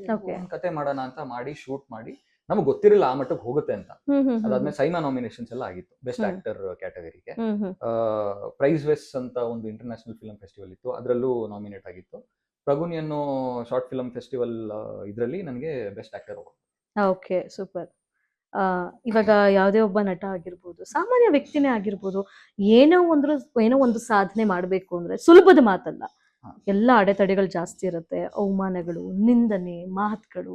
ಇದೇ ತರ ನೀವು ನಟನೆಲ್ಲ ಆಗಿರ್ಬೋದು ಅಥವಾ ಬೇರೆ ಎಲ್ಲಾದ್ರೂ ನಟನೆಗೆ ಸಂಬಂಧಪಟ್ಟಂತೆ ನೀವೊಂದು ಸಾಧನೆ ಮಾಡುವಾಗ ಅವಮಾನ ಪಟ್ಟಿದ್ದುಂಟಾ, ಅಥವಾ ನನಗೆ ಈ ಒಂದು ಘಟನೆ ನನ್ನ ಕೈಲಿ ಮರೆಯೋದಕ್ಕೆ ಆಗೋದಿಲ್ಲ ಅನ್ನೋದೇನಾದ್ರು ಉಂಟಾ? ಅಷ್ಟೊಂದು ಕಹಿ ಘಟನೆ ಏನಿಲ್ಲ. ಉದಾಹರಣೆಗೆ ಇವಾಗ ನಾನು ಅದೇ ಸ್ಟೇಜ್ ಶೋ, ಅದೇನಾಗುತ್ತೆ, ನಾವು ಒಂದ್ ವರ್ಷ ಡಿಪ್ಲೊಮಾ ಮುಗಿಸಿದ ಮೇಲೆ ನಮ್ದೊಂದು ಪ್ರೊಡಕ್ಷನ್ ಸ್ಟೇಜ್ ಶೋ ಅಂತ ಮಾಡ್ತೀವಿ. ಆ ಬ್ಯಾಚ್ಗೆ ಯಾವ ಸ್ಟೂಡೆಂಟ್ಸ್ ಇರ್ತಾರೆ ಅವರು ಪ್ರದರ್ಶನ ಕೊಡ್ತೀವಿ ಆ ನಾಟಕನ. ಆ ನಾಟಕ ಮಾಡಾದ್ಮೇಲೆ ನನಗೆ ಒಳ್ಳೆ ಫೀಡ್ಬ್ಯಾಕ್ ಬಂತು. ಓಕೆ, ತುಂಬಾ ಚೆನ್ನಾಗಿ ಮಾಡಿದ್ರಿ. ಅದರಲ್ಲೂ ಐ ಥಿಂಕ್ ರಣಧೀರ ಕಂಠೀರವನ್ಗೆ ಪಾತ್ರ ಮಾಡಿದ್ದೆ. ಸೊ ಹಾಗಾಗಿ ನನಗೆ ಒಳ್ಳೆ ಫೀಡ್ಬ್ಯಾಕ್ ಬಂತು. ಅದಾದ್ಮೇಲೆ ಅದು ಸ್ವಲ್ಪ ಇಮ್ಮೆಚೂರ್ ಆಗಿತ್ತು ಆಗ, ಒಂದು 7 ವರ್ಷದ ಮುಂಚೆ. ಸರಿ, ಎಲ್ರು ಚೆನ್ನಾಗಿ ಒಳ್ಳೆ ಫೀಡ್ಬ್ಯಾಕ್ ಕೊಡ್ತಾ ಇದಾರೆ, ಇನ್ಮೇಲೆ ನಾನೇ ದೊಡ್ಡ ನಟ, ನನ್ಗಿಂತ ಬೇರೆ ಯಾರು ಇಲ್ಲ ಅನ್ನೋದು ಬಂತು. ಅದಾದ್ಮೇಲೆ ನಮ್ಮ ಗೊತ್ತಿರೋರು ಒಂದು ಸಿನಿಮಾ ಕೆಲಸ ಮಾಡ್ತಾ ಇದ್ರು, ಅದಕ್ಕೆ ಆಡಿಷನ್ಸ್ ನಡೀತಾ ಇತ್ತು. ಸರಿ ಬನ್ನಿ ಲುಕ್ ಟೆಸ್ಟ್ಗೆ ಅಂತ ನನ್ ಕರೆದ್ರು. ಅದೇ ಫಸ್ಟ್ ಟೈಮ್ ನಾನು ಆಕ್ಚುಲಿ ಕ್ಯಾಮ್ರಾ ಮುಂದೆ ಹೋಗಿದ್ದು, ಲೈಟ್ ಮುಂದೆ ಹೋಗಿದ್ದು. ಸೊ ಪ್ರಿಪೇರ್ ಆಗೋವಾಗ ರೆಗ್ಯುಲರ್ ಆಗಿ ಏನೇನ್ ಪ್ರಿಪರೇಷನ್ಸ್ ಇತ್ತು ಆ ಡೈಲಾಗ್ ಶೀಟ್ ಎಲ್ಲ ಕೊಟ್ಟರು, ಸೀನ್ ಎಲ್ಲ ನೋಡ್ಕೊಂಡೆ. ಅದಾದ್ಮೇಲೆ ಕ್ಯಾಮ್ರಾ ಮುಂದೆ ಹೋಗಿ ನಿಂತ್ಕೊಂತೀನಿ, ಬ್ಲಾಂಕ್ ಆಗೋದು. ಮೈ ಗಾಡ್, ಫುಲ್ ಬ್ಲಾಂಕ್ ಆಗೋದು. ಅದೇ ಫಸ್ಟ್ ಟೈಮ್ ನಾನು ಕ್ಯಾಮ್ರಾ ಮುಂದೆ ನಿಂತ್ಕೊಂತಾ ಇರೋದು. ಫಸ್ಟ್ ಆಡಿಷನ್ ಕೂಡ ಲೈಟು ಕಣ್ಮೇಲೆ ಬೀಳ್ತಾ ಇದೆ, ಕ್ಯಾಮ್ರಾ ಕಣ್ಣೆದುರುಗಡೆ ಇದೆ, ನಾನು ಬಾಯ್ಪಾಠ ಮಾಡ್ಕೊಂಡು ಡೈಲಾಗು ಮತ್ತೆ ಎಮೋಷನ್ಸ್ ಎಲ್ಲ ಮರ್ತೋಯ್ತು. ಅರ್ಧ ಗಂಟೆ ಪಾಪ ಡೈರೆಕ್ಟ್ರು ಅವ್ರಿಗೆ ಅಷ್ಟೊಂದು ಪೇಷನ್ಸ್ ಇತ್ತೋ ಇಲ್ವೋ ನನಗೆ ಗೊತ್ತಿಲ್ಲ, ನನ್ ಮುಂದೆ ಆದ್ರೂ ಪೇಷಂಟ್ ಆಗಿದ್ರು. ಮಾಡು ಪರವಾಗಿಲ್ಲ ಮಾಡು ಅಂತ ಅರ್ಧ ಅವರ್ ಟೈಮ್ ತಗೊಂಡ್ರು. ಅದಾದ್ಮೇಲೆ ನನ್ಗೆ ಇಷ್ಟೇ ಹೇಳಿದ್ದು, ನೀವು ಇನ್ನ ಪ್ರಿಪೇರ್ ಆಗ್ಬೇಕು, ಇಷ್ಟು ಸಾಲಲ್ಲ. ನನ್ ಈಗೋ ಒಡೆದು ಬಿದ್ದೋಯ್ತು ಅವತ್ತು. ಅವತ್ ನಾನು ಅನ್ಕೊಂಡೆ, ಓ ನನ್ ಏನು ಅಲ್ಲ, ಇನ್ನ ಎಷ್ಟೊಂದಿದೆ ಪ್ರಿಪೇರ್ ಆಗೋದಕ್ಕೆ. ಒಂದ್ ದಿನ 2 ದಿನ ಯಾರ ಹತ್ರನೂ ಮಾತಾಡಿಲ್ಲ ನಾನು. ಅದಾದ್ಮೇಲೆ ಬ್ಯಾಂಗ್ಳೂರಲ್ಲಿ ಯಾವ್ದೇ ಆಡಿಷನ್ ನಡೀಲಿ ಫಸ್ಟ್ ಹೋಗ್ತಿದ್ದೆ ನಾನು. ಅವಾಗ ಡಿಸೈಡ್ ಮಾಡ್ಕೊಂಡೆ ಎಷ್ಟು ಆಡಿಷನ್ಸ್ ಆಗುತ್ತೆ ಅಷ್ಟು ಆಡಿಷನ್ಸ್ ಹೋಗ್ಬೇಕು. ಅವಾಗ ಗೊತ್ತಾಯ್ತು ಆಕ್ಟರ್ ಆಗ್ಬೇಕಾಗಿರೋನು ತನ್ನನ್ನು ತಾನು ಪ್ರಿಪೇರ್ ಮಾಡ್ಕೋಬೇಕು. ಎಕ್ಸಾಕ್ಟ್ಲಿ. ಸುಮ್ನೆ ಹೋಗಿ ನಿಂತ್ಕೊಳ್ಳೋದಲ್ಲ. ಪ್ರತಿಯೊಂದು ಆಡಿಷನ್ಗೂ ಹೋಗ್ತಾ ಇದೆ. ಯಾಕಂದ್ರೆ ಪ್ರತಿಯೊಂದು ಆಡಿಷನ್ಗೂ ಹೋದಾಗ ಬೇರೆ ಬೇರೆ ಪಾತ್ರಗಳು ಮಾಡೋದಕ್ಕೆ ಸಿಗುತ್ತೆ ನಿಮ್ಗೆ. ಇವಾಗ ನಾವು ಯಾವ್ದಾದ್ರು ಒಂದು ಸೀರಿಯಲ್ಗೆ ಅಥವಾ ಸಿನಿಮಾ ಕಮಿಟ್ ಆದ್ರೆ ಬರೀ ಒಂದೇ ಪಾತ್ರ ಮಾಡೋದಕ್ಕಾಗುತ್ತೆ. ಆಡಿಷನ್ ಅಲ್ಲಿ ಬೇರೆ ಬೇರೆ ಪಾತ್ರಗಳು ಸಿಗುತ್ತೆ. ಸೊ ಹಂಗೆ ನನ್ನನ್ನು ನಾನು ಪ್ರಿಪೇರ್ ಮಾಡ್ಕೋತಾ ಬಿಲ್ಡ್ ಆಗ್ತಾ ಬಂತು. ಇಲ್ಲಿವರೆಗೂ ಚೇತನ್ ರಾಜ್ ಅವರು ಎಷ್ಟು ಆಡಿಷನ್ಸ್ ಅಟೆಂಡ್ ಮಾಡಿರ್ಬೋದು? ನಗದುಳಿದ್ರೆ ಲೆಕ್ಕ ಇಲ್ಲ ಅಂತ ಅನ್ಸುತ್ತೆ. ಲೆಕ್ಕ ಮಾಡಿದ್ರೆ ಸುಮಾರು 100ರಿಂದ 150 ಆಗಿರ್ಬೋದು. ಅಷ್ಟೊಂದಾಗಿದೆ. ಅಷ್ಟು ಕಷ್ಟಪಟ್ಟು ಈಗ ಒಂದು ಒಳ್ಳೆ ಸ್ಟ್ಯಾಂಡರ್ಡ್ ಅಲ್ಲಿ ನಿಂತಿದ್ದೀರಾ. ಒಳ್ಳೆ ಸ್ಟ್ಯಾಂಡರ್ಡ್ ಅನ್ನೋದಕ್ಕಿಂತ ಕಲಿಯೋದು ಇನ್ನ ಇದೆ, ಬೆಳೆಯೋದು ಇನ್ನ ಇದೆ. ಖಂಡಿತ ಮನುಷ್ಯ ಸಾಯೋರ್ಗೋ ಕಲಿಯೋದು ಇದ್ದೇ ಇರುತ್ತೆ. ಬಟ್ ಆಬ್ವಿಯಸ್ಲಿ ಈ ಒಂದು ಶಾರ್ಟ್ ಟೈಮ್ ಅಲ್ಲಿ ನೀವು ಕಲ್ತಿದ್ದೀರಲ್ಲ, ನಿಜಕ್ಕೂ ಗ್ರೇಟ್ ಅಂತ ಹೇಳ್ಬೋದು. ಅದೇ ದಿನ ಕಲಿತಾ ಇರ್ತೀವಿ, ಯಾವತ್ತು ಮರಿಬಾರ್ದು ಅದನ್ನ. ದಿನ ಯಾರ ಹತ್ರ ಇವಾಗ ನಾನ್ ನಿಮ್ ಜೊತೆ ಕುತ್ಕೊಂಡು ಮಾತಾಡುವಾಗ ನಿಮ್ಮಿಂದ ಸುಮಾರು ಕಲ್ತಿರ್ತೀನಿ ನಾನು ಅಲ್ವಾ. ಸೊ ಅದನ್ನ ಆಕ್ಟರ್ ಯಾವಾಗ್ಲೂ ನಮ್ಮ ಗುರುಗಳು ಹೇಳೋರು, actor should always carry a gunny bag ಅಂತ. ಅಂದ್ರೆ ಯಾವಾಗ್ಲೂ ಒಂದ್ ಗೋಣಿ ಚೀಲ ಎತ್ಕೊಂಡು ಓಡಾಡ್ತಾ ಇರ್ಬೇಕು ಆಕ್ಟರ್. ಅದು ಮನಸ್ಸಲ್ಲಿ ಏನೇನ್ ನಿನಗೆ ಕಾಣುತ್ತೋ, ಯಾವ್ಯಾವ ಅನುಭವ ನಿನಗೆ ಅನ್ಸುತ್ತೋ ಕಾಣುತ್ತೋ ಎಲ್ಲ ನೀನ್ ಬ್ಯಾಗ್ ಒಳಗಡೆ ಹಾಕೊಂಡು ಹೋಗ್ತಾ ಇರ್ಬೇಕು. ಪರ್ಫಾರ್ಮ್ ಮಾಡುವಾಗ ಅದನ್ನ ಎತ್ಕೊಂಡು ಯೋಚನೆ ಮಾಡ್ಕೊಂಡು ಮಾಡ್ಬೇಕು. ಎಲ್ಲ ಆಕ್ಟಿಂಗ್ ಏನು ಇಲ್ಲ, ಎದುರುಗಡೆ ಕಾಣದೆ ಆಕ್ಟಿಂಗ್ ಅಷ್ಟೇ. ಅದನ್ನ ನಮ್ಮನ್ನ ನಾವು ಅಳವಡಿಸ್ಕೊಂಡು ಪರ್ಫಾರ್ಮ್ ಮಾಡ್ಬೇಕು. ನಟ ಇವನು ಅಗ್ನಿ ಸಂಕಲ್ಪದ ಜೀವಂತ ರೂಪ ಇವನು. ಓಕೆ, ನೀವೊಬ್ರು ನಟರಾಗಿ ನಟ ಅಂತ ಬಂದಾಗ, ಅದೊಂದು ನಟನೆ ಅಂತ ಬಂದಾಗ, ನಮ್ಮ ಹಳೇ ಸಿನಿಮಾ ಹಳೇ ಚಿತ್ರರಂಗದಿಂದ ಸಾಕಷ್ಟು ನಟರು ಒಳ್ಳೊಳ್ಳೆ ಹೆಸರು ಮಾಡಿದ್ದಾರೆ. ನಿಮಗೆ ಸ್ಫೂರ್ತಿ ಅನ್ಸೋರು, ಇವ್ರನ್ನ ನೋಡಿದ್ರೆ ನಾನು ಆಕ್ಟಿಂಗ್ ಇನ್ನೂ ಚೆನ್ನಾಗಿ ಕಲಿತೀನಿ ಅನ್ಸೋ ನಟ ಯಾರು? ಡಾಕ್ಟರ್ ರಾಜ್ಕುಮಾರ್. ನಾನು ಇನ್ನು ಕಂಪ್ಲೀಟ್ ಹೌದು. ಮಯೂರ, ಮತ್ತೆ ಭಕ್ತ ಪ್ರಹ್ಲಾದ, ಅಯ್ಯೋ ಶ್ರೀನಿವಾಸ್ ಕಲ್ಯಾಣ, ಅಯ್ಯೋ ನಾವ್ ಯಾವಾಗ್ಲೂ ಕುತ್ಕೊಂಡು ನೋಡ್ತಾ ಇರ್ತೀವಿ ಅದನ್ನೆಲ್ಲ ಈಗ್ಲೂ. ಬಟ್ ಅದೇ ಇವ್ರ ತರ ಮಾಡಕ್ ಆಗುತ್ತಾ ಅನ್ನೋ ಪ್ರಶ್ನೆ ಯಾವಾಗ್ಲೂ ಇದ್ದೇ ಇರುತ್ತೆ, ಅದಾಗೋದು ಇಲ್ಲ. ಓಕೆ, ರಾಜ್ಕುಮಾರ್ ಸರ್ ಅವರ ಫಿಲಿಂ ನೋಡಿದಾಗ ಯಾವತ್ತಾದ್ರೂ ನಿಂತು ಹಾ ಅಂತ ಏನಾದ್ರು ಎಕ್ಸ್ಪ್ರೆಷನ್ಸ್ ಕೊಟ್ಟಿದ್ದು ಅಂತ ಕನ್ನಡಿ ಮುಂದೆ ಏನಾದ್ರು? ಇಲ್ಲ, ಆ ಧೈರ್ಯ ಇನ್ನೂ ಬಂದಿಲ್ಲ. ಇಮಿಟೇಟ್ ಮಾಡೋ ಧೈರ್ಯ ಇನ್ನೂ ಬಂದಿಲ್ಲ. ಹಾಗೆ. ಓಕೆ, ಅಗೇನ್ ನಾನು ಕರ್ಣ ಸೀರಿಯಲ್ಗೆ ಮತ್ತೆ ಬರ್ತೀನಿ. ಕರ್ಣ ಅಂತ ಹೇಳಿದ್ರೆ ನೀವು ನಿತ್ಯ ಏನಾದ್ರು ಕರ್ಣ ನನ್ನ ಎಷ್ಟು ಚೆನ್ನಾಗಿ ನೋಡ್ಕೊಂಡ ಗೊತ್ತಾ ಅಂದಾಗ ಆ ಒಂದು ಸೀನ್ ನಾನು ತುಂಬಾ ನೋಡಿದ್ದೆ. ಸರಿ, ಇವಾಗ ಅದನ್ನ ಬಿಡು ಅಂತ ಟಾಪಿಕ್ ನ ಚೇಂಜ್ ಮಾಡಿದ್ರೆ, ಕರ್ಣ ಅಂದ್ರೆ ಸಾಕು ಕೋಪ ಬರುತ್ತೆ. ಆದ್ರೆ ನೀವೊಬ್ಬ ನಟ ಅನ್ನೋದನ್ನ ಬಿಟ್ಟು ನಿಜ ಜೀವನದಲ್ಲಿ ಕರ್ಣ ಅಂದ್ರೆ ಹೇಗೆ ನಿಮ್ಮ ಪ್ರಕಾರ? ತುಂಬಾ ಒಳ್ಳೆ ಸ್ನೇಹಿತ. ನೀವು ಇದನ್ನ ಕೇಳ್ತೀರಾ ಅನ್ಕೊಂಡಿದ್ದೆ. ಯಾಕಂದ್ರೆ ನಾವು ಸುಮಾರು ಸಲ ಶೂಟಿಂಗ್ ಮಾಡುವಾಗೆಲ್ಲ ಶೂಟಿಂಗ್ ಲೊಕೇಶನ್ಗೆ ಕೆಲವರೆಲ್ಲ ನೋಡೋದಕ್ಕೆ ಬರ್ತಾರಲ್ಲ, ಆಗ ಅವ್ರಿಗೂ ಆಶ್ಚರ್ಯ ಆಗಿದೆ. ಅಂದ್ರೆ ಕ್ಯಾಮ್ರಾ ಮುಂದೆ ಒಡ್ದಾಡಿದ್ರು ಈ ಕಡೆ ಬಂದು ಆರಾಮಾಗಿ ನಿಂತ್ಕೊಂಡು ಮಾತಾಡ್ತಾ ಇರ್ತಾರಲ್ಲ ಅಂತ. ನಾವು ಅದೊಂದು ಉದಾಹರಣೆ ಹೇಳ್ಬೇಕು ಅಂದ್ರೆ, ನಾವು ಚಿಕ್ಕಮಂಗ್ಳೂರ್ಗೆ ಶೂಟಿಂಗ್ ಹೋಗಿದ್ವಿ. ಸೊ ಆ ಟೈಮಲ್ಲೂ ಅಷ್ಟೇ ನಾನು ವಾಪಸ್ ಬಂದಿದ್ದು ಅವ್ರ ಜೊತೆನೆ ಬಂದಿದ್ದು. ಹೋಗಿದ್ದು ಜರ್ನಿ ನಾವೇ ಸಪರೇಟ್ ಆಗಿ ಹೋಗಿದ್ದು, ಜರ್ನಿ ವಾಪಸ್ ಬಂದಿದ್ದು ಅವ್ರ ಜೊತೆನೆ. ಅವಾಗ ಅವರು ಸ್ವಲ್ಪ ಕ್ಲೋಸ್ ಆದ್ರು. ಅವಾಗ ಗೊತ್ತಾಯ್ತು ಆ ವ್ಯಕ್ತಿ ಯಾವ ರೀತಿ ಅಂತ. ಸೊ ಅವಾಗ ಫುಲ್ ಕ್ಲೋಸ್ ಆದ್ವಿ. ಮತ್ತೆ ನಾವು ರೆಸ್ಟೋರೆಂಟ್ ಗಳಿಗೆಲ್ಲ ಹೋಗಿ ಕುತ್ಕೊಂಡಾಗ ಅವಾಗ ಅಲ್ಲೂ ಬಂದು ಕೇಳೋರು ನಮ್ನ, ಅಲ್ಲ ಸ್ಕ್ರೀನ್ ಅಲ್ಲಿ ಹಂಗಿರ್ತೀರಾ, ಆಫ್ ಸ್ಕ್ರೀನ್ ಏನ್ ಹಿಂಗಿರ್ತೀರಾ, ಅದೇ ಅಲ್ವಾ ನಮ್ ಕೆಲಸ ಅಂತ ಮಾಡ್ತಾ ಇದೀವಿ ನಾವು. ಇಲ್ಲ, is a very good friend, ತುಂಬಾ ಒಳ್ಳೆ ಸ್ನೇಹಿತ. ಓಕೆ, ಈಗ ಒಂದು ಮನೆ ಸ್ಟ್ರಾಂಗ್ ಆಗಿ ನಿಲ್ಬೇಕು ಅಂದ್ರೆ ಅಡಿಪಾಯ ತುಂಬಾ ಸ್ಟ್ರಾಂಗ್ ಆಗಿರ್ಬೇಕು ಅಂತ ಹೇಳ್ತಾರೆ. ಹಾಗೆ ಒಂದು ಸೀರಿಯಲ್ ಚೆನ್ನಾಗಿ ಬರ್ಬೇಕು, ಒಬ್ಬ ಪಾತ್ರಧಾರಿ ಒಂದು ಒಳ್ಳೆ ಹೆಸರು ಮಾಡಿ ನಟನೆಯನ್ನ ತೋರಿಸ್ಬೇಕು ಅಂದ್ರೆ ತುಂಬಾ ಇಂಪಾರ್ಟೆಂಟ್ ಆಗೋದು ಡೈರೆಕ್ಟರ್ ಪ್ಲಸ್ ಟೆಕ್ನಿಷಿಯನ್ಸ್. ಇವ್ರಗಳ ಬಗ್ಗೆ ನಿಮ್ಮ ಒಡನಾಟ ಹೇಗಿದೆ ಅವ್ರ ಜೊತೆ? ಅವರು ಅಷ್ಟೇ, ನಾವೆಲ್ಲ ಫ್ರೆಂಡ್ಸ್ ತರನೇ ಕೆಲಸ ಮಾಡ್ತೀವಿ. ನಮ್ಮ ರಮೇಶ್ ಇಂದ್ರ ಸರ್ ನಿಮಗೆ ಗೊತ್ತಿರಬಹುದು. ಅವರು ಅಯ್ಯೋ ಅಂದ್ರೆ ನಮ್ಗೆ ಟೆನ್ಷನ್ ಮಾಡ್ಕೊಂಡು ಆಕ್ಟ್ ಮಾಡೋದಕ್ಕೆ ಬಿಡೋದಿಲ್ಲ, ಎಲ್ರೂ ನಗಿಸ್ತಾ ಇರ್ತಾರೆ. ಬಟ್ ಅವ್ರ ಕೋಪ ಬಂದ್ರೆ ಅದೇ ತರ ಅವ್ರ ಇನ್ನೊಂದು ಮುಖ ನೋಡ್ಬೇಕಾಗುತ್ತೆ. ಬಟ್ ತುಂಬಾ ಫ್ರೆಂಡ್ಲಿಯಾಗಿ ನಾವೆಲ್ಲ ಕೆಲಸ ಮಾಡ್ತೀವಿ. ಅಂಡ್ ಟೆಕ್ನಿಷಿಯನ್ಸ್ ಆಗಿರ್ಲಿ, ನಮ್ಮ ಕ್ಯಾಮ್ರಾ ಟೀಮ್ ಅವರಾಗಿರ್ಲಿ, ನಮ್ಮ ಲೈಟಿಂಗ್ ಡಿಪಾರ್ಟ್ಮೆಂಟು, ಮತ್ತೆ ನಮ್ಮ ಮೇಕಪ್ ಡಿಪಾರ್ಟ್ಮೆಂಟು, ಆರ್ಟ್ ಡಿಪಾರ್ಟ್ಮೆಂಟು, ಮತ್ತೆ ಪ್ರೊಡಕ್ಷನ್ ಹುಡುಗರು ಎಲ್ಲರೂ, ಅಂದ್ರೆ ನಾವೆಲ್ಲ ಫ್ರೆಂಡ್ಸ್ ತರನೇ ಇರ್ತೀವಿ. ಅಲ್ಲಿ ಹೋದಾಗ ಇದು ಒಂದು ಹೇಳ್ತಾರಲ್ಲ, ಹೋಮ್ ಅವೇ ಫ್ರಮ್ ಹೋಮ್ ಅಂತ, ಮತ್ತೊಂದು ಮನೆ ಹಾಗೆ ಹೇಳ್ಬೋದು. ಓಕೆ, ನಿಮ್ಮ ಒಂದು ಕರ್ಣ ಸೆಟ್ ಅಲ್ಲಿ ತುಂಬಾ ಕಾಲ್ ಎಳಿಯೋದು ಯಾರು? ಇವರು ನಮ್ಮ ಭವ್ಯಗೌಡ ನಿಧಿ. ಯಾವ ತರ? ಇವಾಗ ನೋಡಿ, ಯಾವ್ದಾದ್ರು ಆರ್ಟಿಸ್ಟು ತುಂಬಾ ಸ್ಟ್ರೈನ್ ಆಗಿ ಸ್ವಲ್ಪ ಹಿಂಗ್ ನಿದ್ದೆ ಹೋಗ್ಬಿಟ್ರೆ ಸಾಕು, ಅದನ್ನ ವಿಡಿಯೋ ಮಾಡ್ಕೊಂಡು ಹಾಕ್ಬಿಡ್ತಾರೆ ಅವರು. ಓಕೆ. ಆಮೇಲೆ ರೇಗ್ಸೋದು, ಅಂದ್ರೆ ಇವಾಗ ಆಕ್ಟಿಂಗ್ ಮಾಡ್ಬೇಕಾದ್ರೆ ಅಲ್ಲಿ ಹಿಂದೆಗಡೆ ನಿಂತ್ಕೊಂಡು ಹೀಗೆಲ್ಲ ಅನ್ನೋದು, ಅದೆಲ್ಲ ಮಾಡ್ತಾರೆ ಅವರು. ಫೈನ್, ಲೈವ್ಲಿ ಆಗಿ ಇಟ್ಕೋತಾರೆ ಅವ್ರ ಸೆಟ್ ನ. Super super. ಆಕ್ಚುಲಿ ಅದೇ ಬೇಕಾಗಿರೋದಲ್ವಾ ಎಲ್ರೂ ಹೊಂದಾಣಿಕೆಗೆ. ಹೌದೌದು. ಈಗ ಚೇತನ್ ರಾಜ್ ಅವರು ಫೈನಲ್ ಆಗಿ ಒಂದು ಪ್ರಶ್ನೆ ನಾನು ಕೇಳಲೇಬೇಕಾಗುತ್ತೆ. ಈ ಒಂದು ಕರ್ಣ ಸೀರಿಯಲ್ ನಲ್ಲಿ ಒಂದು ಒಳ್ಳೆ ಪಾತ್ರವನ್ನ ಮಾಡ್ತಿದ್ದೀರಾ, ಮುಂದಕ್ಕೆ ನನಗೆ ಇಂತಹದ್ದೇ ಒಂದು ಪಾತ್ರವನ್ನ ಮಾಡ್ಬೇಕು ಅನ್ನೋ ಆಸೆ ಏನಾದ್ರು ಇದೆಯಾ? ನನಗೆ ಇಂಡಿಯನ್ ಆರ್ಮಿ ರಿಲೇಟೆಡ್ ಯಾವ್ದಾದ್ರು ಮಾಡ್ಬೇಕು ಅಂತ ತುಂಬಾ ಆಸೆ ಇದೆ. ಓಕೆ, ಅಂದ್ರೆ ಯಾಕೆ? ದೇಶಭಕ್ತಿ, ಪೇಟ್ರಿಯಾಟಿಕ್. ಹ್ಮ್. ಏನಕ್ಕಂದ್ರೆ ನಾನು ಸುಮಾರು ಸಿನಿಮಾಗಳು ನೋಡಿದಾಗೆಲ್ಲ ಅದು ಇವಾಗ ಏನೇ ಎಂಟರ್ಟೈನ್ಮೆಂಟ್ ಅಂತ ಬಂದಾಗ ಇಟ್ ಶುಡ್ ಮೂವ್ ಯು ಅಂತಾರೆ, ಒಂದು ಭಾವನೆ ಸೃಷ್ಟಿ ಆಗ್ಬೇಕು ಅಂತ ಹೇಳ್ತಾರಲ್ವಾ, ನನಗೆ ಯಾವಾಗ್ಲೂ ಬರುತ್ತೆ ಆ ಭಾವನೆ. ರೀಸೆಂಟ್ ಆಗಿ ಅಷ್ಟೇ ಸುಮಾರು ಪೇಟ್ರಿಯಾಟಿಕ್ ಫಿಲಮ್ಗಳೆಲ್ಲ ನೋಡಿದಾಗ ಅದು ನಾನು ಬರೀ ಒಂದ್ಸಲಿ ನೋಡ್ಕೊಂಡು ಸುಮ್ಮನೆ ಆಗೋದಿಲ್ಲ, ನೋಡ್ತಾನೆ ಇರ್ತೀನಿ. ಅದೇನೋ ದೇಶಭಕ್ತಿ ಸಿನಿಮಾಗಳು ಮಾಡ್ಬೇಕಂದ್ರೆ ತುಂಬಾ ಇಷ್ಟ ನನಗೆ. ದೇಶಭಕ್ತಿ ಅಂತ ಹೇಳ್ತಾ ಇದ್ರಲ್ವಾ, ನಮ್ಮ ದೇಶಕ್ಕೋಸ್ಕರ, ಸ್ವತಂತ್ರಕ್ಕೋಸ್ಕರ ಹೋರಾಡಿದಂತ ಎಷ್ಟೋ ಮಹನೀಯರಿದ್ದಾರೆ. ಯಾರಿಷ್ಟ, ಯಾಕಿಷ್ಟ?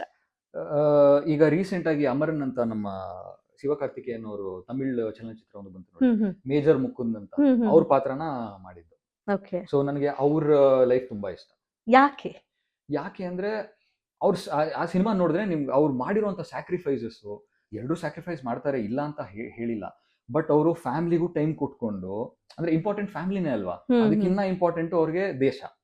ಸೊ ಅದಕ್ಕೆ ಅವರ ಸ್ಯಾಕ್ರಿಫೈಸಸ್ ಆಗ್ಲಿ, ಮತ್ತೆ ಅವರು ತುಂಬಾ ಒಳ್ಳೆ ಲೀಡರ್ ಕೂಡ. ಲೀಡರ್ ಕ್ವಾಲಿಟೀಸ್ ನನಗೆ ಅವರು ಮೇಜರ್ ಅಲ್ಲಿ ತುಂಬಾ ಇಷ್ಟ.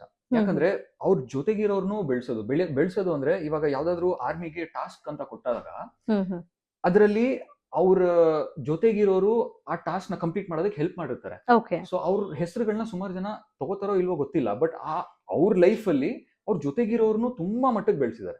ಸೊ ನಂಗೆ ತುಂಬಾ ಇಷ್ಟ ಮೇಜರ್ ಮುಕುಂದ್ ಅವರ ಕ್ವಾಲಿಟೀಸ್. ಓಕೆ, ಈಗ ಕರ್ಣ ಬಿಟ್ಟು ಬೇರೆ ಯಾವ್ದಾದ್ರು ಪ್ರಾಜೆಕ್ಟ್ ಗಳು ನಡೀತಾ ಇದೆಯಾ ಅಥವಾ ಸಹಿ ಆಗಿದ್ಯಾ? ಅಂದ್ರೆ ಇವಾಗ ಅಫಿಷಿಯಲ್ ಆಗಿ ಇನ್ನ ಏನು ಅನೌನ್ಸ್ ಆಗಿಲ್ಲ. ಒಂದು ಸಿನಿಮಾದು ಮಾತುಕತೆ ನಡೀತಾ ಇದೆ, ಮತ್ತೆ ಒಂದು ವೆಬ್ ಸೀರೀಸ್ ಮಾತುಕತೆ ನಡೀತಾ ಇದೆ. ಅಫಿಷಿಯಲ್ ಆಗಿ ಹೇಳೋದಕ್ಕಾಗೋದಿಲ್ಲ. ಅದ್ ಯಾವಾಗ ನಾವು ಮುಹೂರ್ತ ಮಾಡಿ ಮತ್ತೆ ಅಫಿಷಿಯಲ್ ಆಗಿ ಬರ್ತೀವಿ ಆಗ ಎಲ್ರಿಗೂ ಗೊತ್ತಾಗುತ್ತೆ. ಕಿರುತೆರೆಯಿಂದ ಬೆಳ್ಳಿತೆರೆಗೂ ಕೂಡ ಜಂಪಿಂಗ್ ಮೋಸ್ಟ್ಲಿ ಇನ್ನ ಸದ್ಯದಲ್ಲಿ ಆಗುತ್ತೆ. ಫೈನ್, ನಿಮ್ಮ ಮುಂದೆ ಬರ್ತಕ್ಕಂಥ ಪ್ರಾಜೆಕ್ಟ್ಗೆ ನಮ್ಮ ಕಡೆಯಿಂದ all the best. Thank you. ಖಂಡಿತ ನಮ್ಮ ಸಪೋರ್ಟ್ ಇದ್ದೇ ಇರುತ್ತೆ.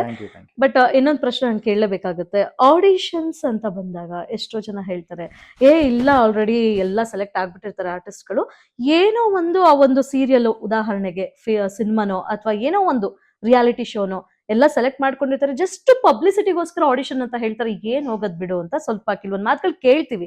ಇದ್ರ ಬಗ್ಗೆ ನೀವೇನ್ ಹೇಳ್ತೀರಾ?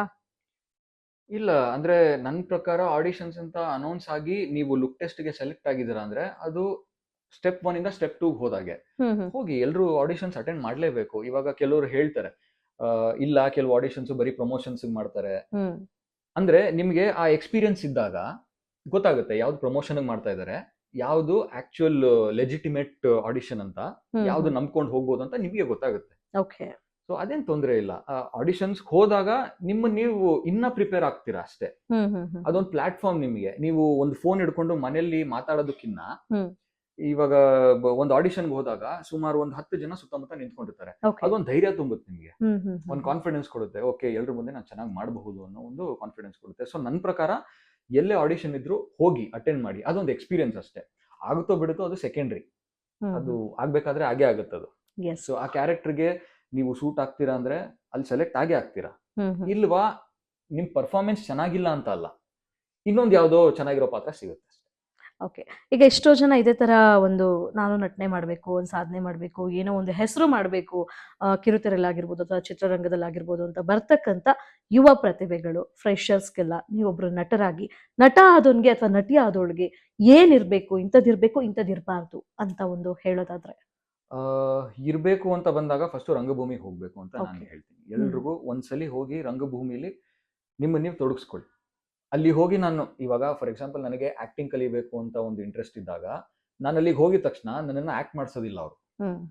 ಫಸ್ಟ್ ಕಸ ಗುಡಿಸ್ತಾರೆ, ನಮ್ಮಲ್ಲಿರೋ ಈಗೋನೆಲ್ಲ ಕೆಳಗಡೆ ತಳ್ತಾರೆ, ಸುತ್ತಮುತ್ತ ಏನೇನು ನಡೀತಾ ಇದೆ ಎಲ್ಲದನ್ನು ಹೇಳ್ಕೊಡ್ತಾರೆ. ಅಬ್ಸರ್ವೇಷನ್ ಬರುತ್ತೆ ಅವಾಗ. ಆಮೇಲೆ ನೀವು ಬರೀ ಆಕ್ಟ್ ಮಾಡ್ತಾ ಇರೋದಲ್ಲ, ಪಕ್ಕದಲ್ಲಿ ಯಾವ ಕ್ಯಾರೆಕ್ಟರ್ ಏನ್ ಮಾತಾಡ್ತಾ ಇದೆ ಅನ್ನೋದನ್ನು ತಿಳ್ಕೊಂಡು ಆ ರೀತಿ ಒಂದು ಆಕ್ಟಿಂಗ್ ಕಲಿಯೋದಿರುತ್ತಲ್ವಾ, ಅದು ತುಂಬಾ ಮುಖ್ಯ. ಬೇಕುಗಳಲ್ಲಿ ಅದು ಒಂದು.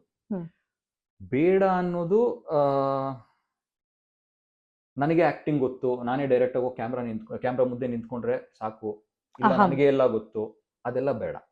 ಅದು ಬೇಡ ಲಿಸ್ಟ್ ಅಲ್ಲಿ ಒಂದಿರಬಹುದು. ಅಹಂ ಬೇಡ, ಅದು ನನಗೆ ಗೊತ್ತು. ಬಿಕಾಸ್ ಬೇರೆ ಬೇರೆ ಪ್ರಾಜೆಕ್ಟ್ಗಳು ಮಾಡ್ತಾ ಇದ್ದಾಗ ಬೇರೆ ಬೇರೆ ಡೈರೆಕ್ಟರ್ಗಳ ಜೊತೆ ಕೆಲಸ ಮಾಡಿದಾಗ ಗೊತ್ತಾಗುತ್ತೆ ನಾವ್ ಎಲ್ಲಿ ನಿಂತಿದೀವಿ ಅಂತ, ಅವ್ರೆಲ್ಲಿದ್ದಾರೆ, ನಾವೆಲ್ಲಿದ್ದೀವಿ, ಅವರಿಂದ ಕಲಿಯೋದು ಎಷ್ಟಿದೆ. Because end of the day ಅದು ಡೈರೆಕ್ಟರ್ ವಿಷನ್ನೇ, ನಾವು ಸರೆಂಡರ್ ಆಗ್ಬೇಕಷ್ಟೇ.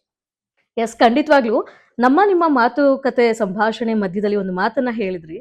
ಇವಾಗ ನಿಮ್ಮಿಂದ ನಾನೇನೋ ಒಂದು ಕಲಿಬಹುದು, ನನ್ನಿಂದ ನೀವೇನೋ ಒಂದು ಕಲಿಬಹುದು. ರಿಯಲಿ ನೀವ್ ಹೇಳ್ತಕ್ಕಂತ ಎಷ್ಟೋ ಮಾತುಗಳು ನಾವೆಲ್ಲ ಕಲಿಯೋದಿದೆ. ನಟ ಆದವ್ರಿಗೆ ನಟಿಯಾದವ್ರಿಗೆ ಏನಿರ್ಬೇಕು, ದೊಡ್ಡ ಮಾತು ಅಂದ್ರೆ ನನ್ನ ಎಕ್ಸ್ಪೀರಿಯನ್ಸ್ ಮೇಲೆ ಬೇಸಿಸ್ ಮೈ ಎಕ್ಸ್ಪೀರಿಯನ್ಸ್ ನಾನು ಹೇಳ್ಕೊಂಡಿದ್ದು. ಎಲ್ರಿಗೂ ಸಪರೇಟ್ ಆಗಿ ಅವ್ರವ್ರದೇ ಒಂದು ಎಕ್ಸ್ಪೀರಿಯನ್ಸ್ ಗಳಿರುತ್ತಲ್ಲ, ಅದೇ ಅವ್ರಿಗೆ ತುಂಬಾ ಕಲ್ಸುತ್ತೆ. Yes super. ನಿಜವಾಗ್ಲೂ ಈ ಒಂದು ವ್ಯಕ್ತಿತ್ವ ಇಟ್ಕೊಂಡು ಮುಂದುವರಿತಾ ಇರೋ ನಿಮ್ಗೆ ನಿಜಕ್ಕೂ ನಾವೆಲ್ಲ ಸಪೋರ್ಟಿವ್ ಆಗಿರ್ತೀವಿ. ಅಂಡ್ ದೇವ್ರ ಸಪೋರ್ಟ್ ಖಂಡಿತ ಇರುತ್ತೆ. ಇನ್ನು ಹೆಚ್ಚೆಚ್ಚು ಪ್ರಾಜೆಕ್ಟ್ಸ್ ನಿಮಗ್ ಬರ್ಲಿ, ಕರ್ಣ ಧಾರಾವಾಹಿನಲ್ಲಿ ಇನ್ನಷ್ಟು ಸಾಕಷ್ಟು ಎಪಿಸೋಡ್ಸ್ ಗಳು ನಿಮ್ಮನ್ನ ನೋಡೋ ಅಂತದಾಗ್ಲಿ ಅಂತ ನಾವು ಬಯಸ್ತೀವಿ. Thank you. ಎಸ್, ಇದಾಗಿತ್ತು ಈ ಹೊತ್ತಿನ ವಿಶೇಷ ಸಂಚಿಕೆ, ವಿಶೇಷ ಮಾತುಕತೆ, ಹಾಗೆ ವಿಶೇಷವಾದಂತ ಅತಿಥಿ. ಮುಂದಿನ ಸಂಚಿಕೆಯಲ್ಲಿ ಮತ್ತೊಬ್ರು ವಿಶೇಷವಾದ ಅತಿಥಿಯೊಂದಿಗೆ ನಿಮ್ಮನ್ನ ಭೇಟಿ ಮಾಡ್ತೀನಿ. ಅಲ್ಲಿವರೆಗೂ ನೋಡ್ತಾ ಇರಿ ಪ್ರಪಂಚ ಪರ್ಯಟನೆ. ನಮಸ್ಕಾರ. ನಟ ಇವನು, ಅಗ್ನಿ ಸಂಕಲ್ಪದ ಜೀವಂತ ರೂಪ ಇವನು. ಪ್ರಪಂಚ ಪರ್ಯಟನೆ.